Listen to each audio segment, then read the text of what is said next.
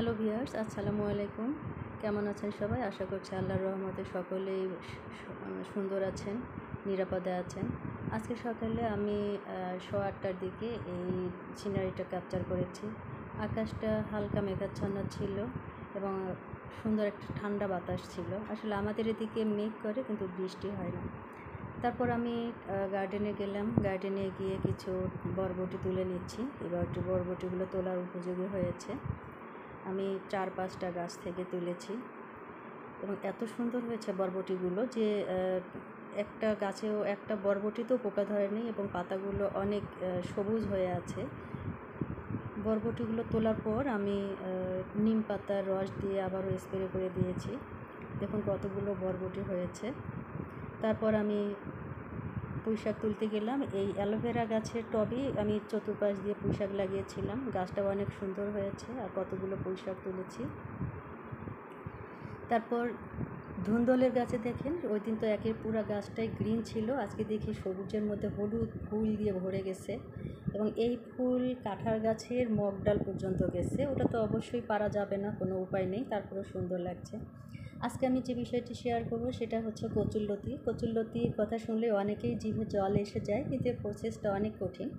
আমি এটা 15 মিনিট হালকা কুসুম পানিতে ভিজে রেখেছি। ফিরে আসলাম 15 মিনিট পরে। দেখুন আমি কোনোটাও ভেঙে ফেলিনি, পুরা আস্তেই রেখেছি, কারণ এগুলো ছেলার পরে অনেক সুন্দর লাগে দেখতে আর খুবই সফট হয়ে থাকে। কত সুন্দরভাবে কত দ্রুত গতিতে হয়ে যাচ্ছে, কোনো বোরিং নাই, কোনো টেনশন নাই। আর এগুলো কত সময় ধরে করতে হবে, ছাল ওঠানো যাচ্ছে না। হ্যাঁ, তো আমার মনে হয় যে এই ভিডিওটি যারা দেখবেন তারা এখন থেকে আর কচুরলতি ছেলার যে দুশ্চিন্তা সেটা আর থাকবে না। এই দেখুন কত তাড়াতাড়ি হয়ে যাচ্ছে। মাঝে মাঝে এই মাজুনির যে ইয়েগুলো আছে সেগুলো তুলে ফেলবেন। আমার হয়ে গেছে, আমি এগুলো আবারও পরিষ্কার পানি দিয়ে ধুয়ে নিলাম। আমার গ্যাস শেষ হয়ে গেছে হঠাৎ করেই, তাই পুরাতন পাতিল বের করেছি চুলায় রান্না করার জন্য। পাতিলগুলো আমি আগে সাবান দিয়ে পরিষ্কার করে নিয়েছিলাম এবং নিয়ে কিছু গরম পানি দিয়ে কিছুক্ষণ রেখেছিলাম। পরে আবারও বেসিনের এক্সট্রা পানিগুলো ফেলে দিয়ে এগুলোকে ভিজায় রাখবো।